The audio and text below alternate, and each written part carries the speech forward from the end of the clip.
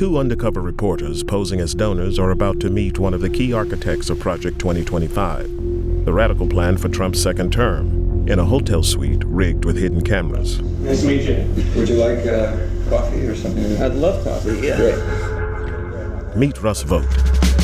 Russell Vogt, the former director of the Office of Management and Budget. He's been called the most dangerous MAGA diehard you've never heard of. I am opposed to the Department of Education because I think it's the Department of Critical Race Theory. The Russ Vogt were comrades in arms. Formerly a cabinet member and chief lieutenant in the first Trump admin, I want to thank Russ for doing an incredible job. he now runs a group called Center for Renewing America. An organization that I helped turn into the Death Star that is accomplishing all the debates that you are reading about. I think you have to rehabilitate Christian nationalism. You have the largest deportation in history, block funding for Planned Parenthood. I want to be the person that crushes the deep state. Vogt is one of the key authors of the blueprint for a second Trump administration. Project 2025. It's an ambitious 920-page blueprint. Like eliminating the Department of Education. The mass firings of civil servants. Banning access to the abortion pill and further restricting abortion rights. In recent weeks, the plans have become so controversial that Trump has been forced to distance himself. They're sort of the opposite of the radical left, okay? You have the radical left and you have the radical right. And they come up with this, I don't know what the hell it is, it's Project 25. Are you ready? I know nothing about Project 25. I haven't seen the document. I don't intend to really see the document. But behind closed doors, Vogt tells us not to take Trump's disavowal seriously. I expect you to hear 10 more times from the rally, the president, distancing himself from the left's boogeyman of Project 2025. Yeah. And you're not worried about that? I'm not worried about it. Okay. He's running against a brand. He is not running against any people. Okay. He is not running against any institutions. It's interesting, he's in fact not even opposing himself to a particular policy. Yeah. He's been at our organization, he's raised money for our organization, he's blessed it from I remember walking into our last day in office and told him what I was going to do. So he's very supportive of what we do. Our investigation into Project 2025 began 2 weeks before the meeting with Vogt at a conference for religious nationalists in D.C. The truth is, Christian nationalism is not a threat to American democracy. Christian nationalism founded American democracy. Journalists from the Center for Climate Reporting have come posing as potential donors, looking to meet those involved in Project 2025. They're not hard to find. The Heritage Foundation, the group running the project, are here. So is Vogt's think tank. We make the acquaintance of Mika Meadowcroft, an author on Project 2025 and a close aide to Vogt.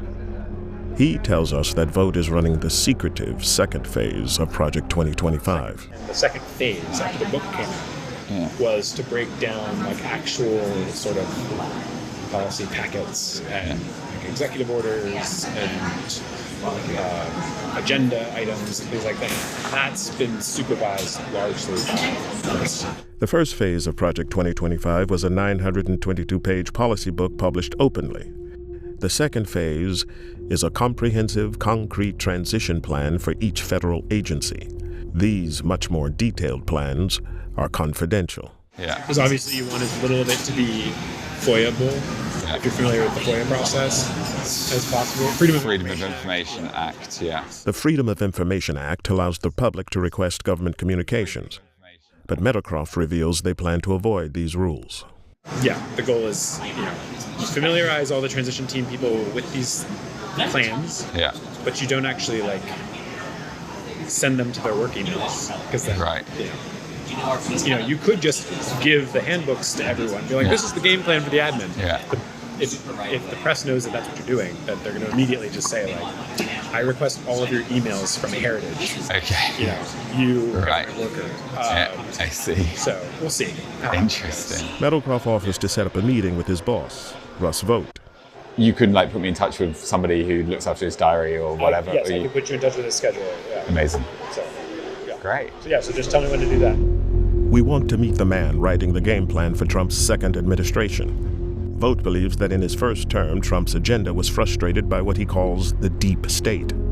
So Vogt is planning a radical centralization of government power under the president, firing civil servants and ending the independence of agencies like the FBI and DOJ. 80% of my time is working on the plans of what's necessary to take control of these bureaucracies. And we are working doggedly on that, whether it's destroying their agency's notion of independence. They're independent from the president. Vogt has also been preparing documents based on fringe legal theories, arguing the president has the power to use the military against protesters. George Floyd obviously was not about race. It was about destabilizing the Trump administration.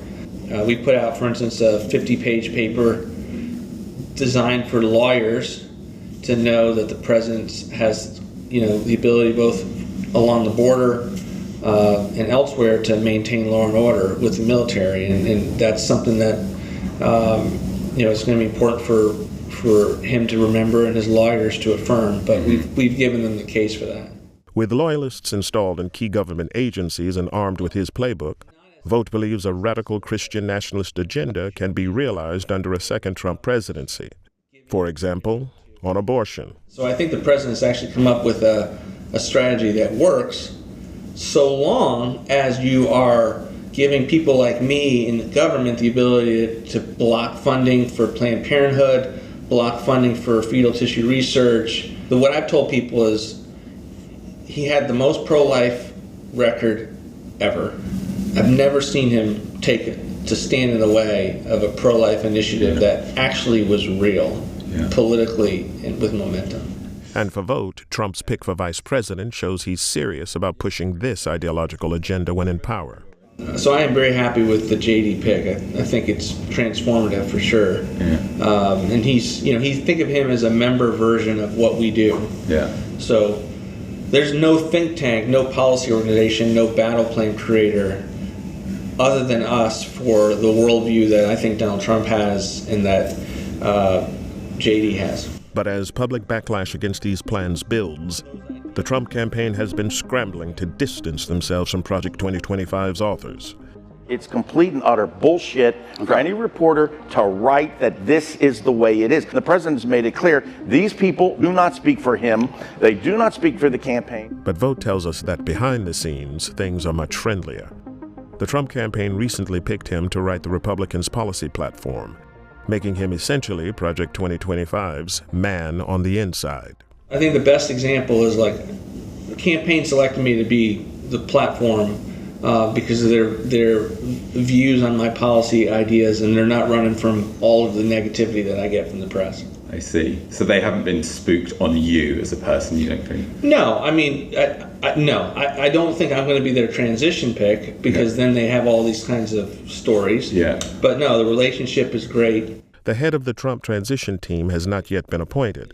But Vogt says that no matter who is named, he'll be able to hand over his Project 2025 battle plans directly. If it's someone like Stephen Miller or Bob Lighthizer, then all this stuff gets plugged right in. If it's not, we'll figure it out. Okay. But all of it will be designed for a theory of the case that President, if a battle plan is out there that will do what he wants, there are the people like me that have his trust that will be able to get it to him in whatever position we're at, or I could be at Center for New America, but the relationships will be there, the trust level will be there. Project 2025's Radical Phase 1 policy book turned into a PR disaster. The director of Project 2025 has stepped down after facing criticism from both Democrats and the Trump campaign. But Vogt's Phase 2 battle plans, top secret and handed directly to the transition team, remain unburdened by the brand.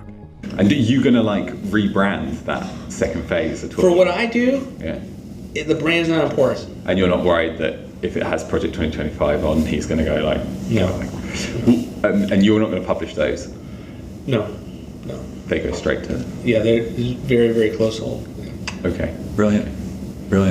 It's been an education. Appreciate it. Thank you for your time. Thank you so much. Anytime. Thank you very much. Thanks, guys. You can show us that out. Okay. Thank you very much.